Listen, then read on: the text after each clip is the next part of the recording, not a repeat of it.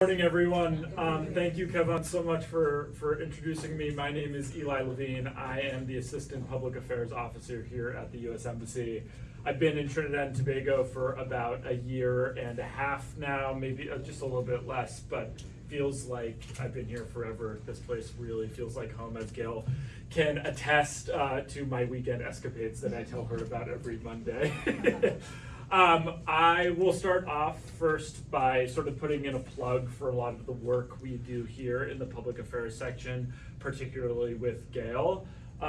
You all are NGO leaders and driving social change in Trinidad and Tobago, and we want to be partners for you guys in that. And there are really three ways that I want to highlight that you can work with us in the embassy. First and foremost would be through our grants program. Our grant season is sort of coming to its close right now, but in the fall we'll start back up again, and we offer grants like through this program to NGOs and individuals looking to affect change here in Trinidad and Tobago. And really we try to focus on three key issue areas. Those would be promoting inclusive economic growth, so whether that's supporting marginalized communities trying to start businesses, or providing skills training to individuals with disabilities, or empowering LGBT youth, creating a more inclusive economy and society here in Trinidad and Tobago.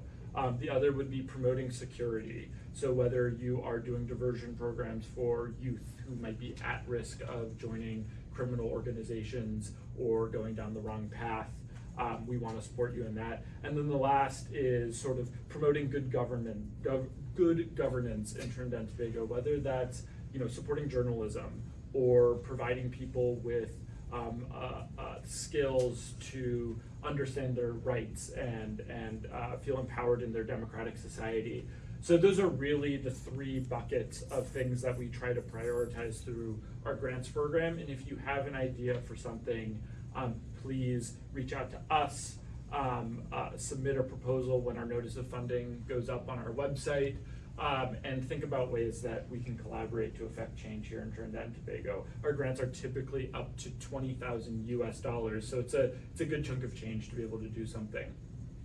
The other two things I really wanted to highlight are two of our exchange programs. One being Young Leaders of the Americas Initiative, which is a program that allows individuals who are sort of starting off their businesses or organizations and have a real challenge that they're facing in setting up those organizations. We send a number of individuals to the United States every year to be embedded in an American NGO or company to figure out a solution to their problem. The application for that has closed now, but keep an eye out for it in the future. It's YLI, or Young Leaders of the Americas Initiative. It's an incredibly empowering experience, and Kevin's podcast is going to do a fantastic job of highlighting some of our alumni with that. And the last program I will note would be Fulbright. We literally on Monday just wrapped up our interviews for the Fulbright program. But it's an absolutely fantastic opportunity. As a former Fulbright applicant and rejectee, I can say that I applied to go teach English in Tajikistan, and the embassy in Tajikistan said, no thank you, we don't want you to come. But I've showed them now, I'm here.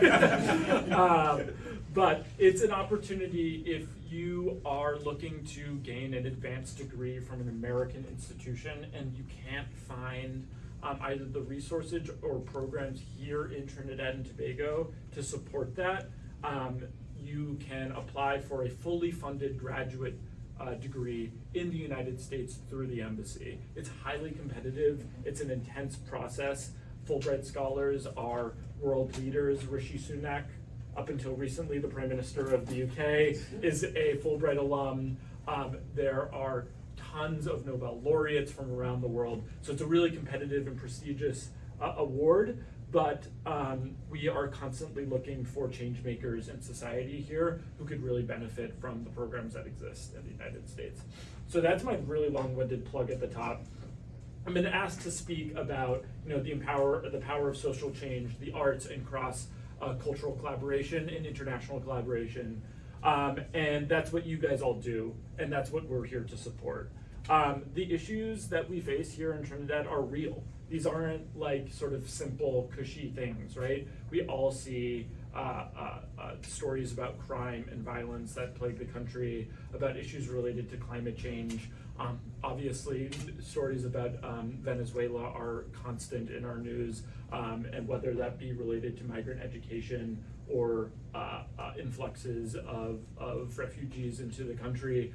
There are real challenges here in Trinidad and Tobago that we at the U.S. Embassy are really committed to addressing, but we can't do it on our own, and certainly neither can you guys, right? And so in this world where we have such chronic and challenging issues to overcome, there's no way in which we can do it if we're siloed. And so programs like this are incredibly central to addressing these issues because they bring you all together, and then they bring you together with people like us, right? We've got some money, and you guys have the knowledge and know-how to implement programs to fix these really challenging issues. And so I love getting to hang out with people like Kevin and Anika, who are doing amazing work empowering youth or supporting NGOs or whatever our grantees are doing, because we really get to see the impact that having community-based organizations that understand their audiences and understand their communities can have, right? As Americans, we come into Trinidad and Tobago inherently as outsiders. And while I might like read the newspaper every day and like spend a good amount of time like liming on the avenue, I will like never fully truly understand the intimate details of how to address the challenges that exist here.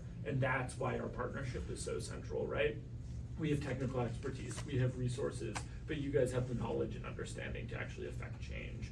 And that's what makes my job feel so rewarding and empowering.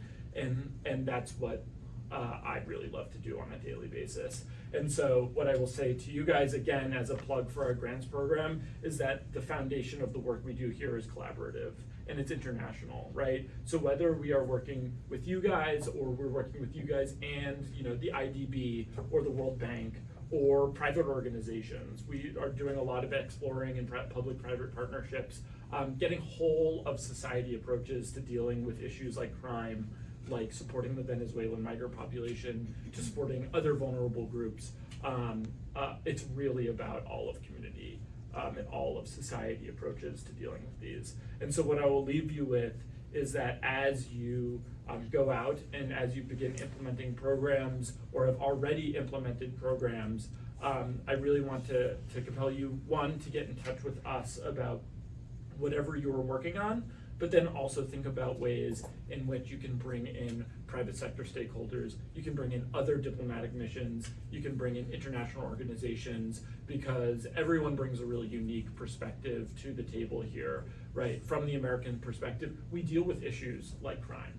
We deal with issues like large influxes of immigration. We have expertise in that area, right? And so bringing in perspectives from people from all around the world and all around society is crucial to really addressing these things in an effective way.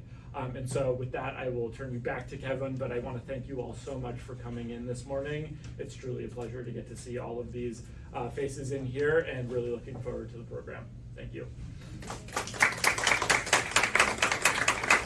Thanks a lot, Eli.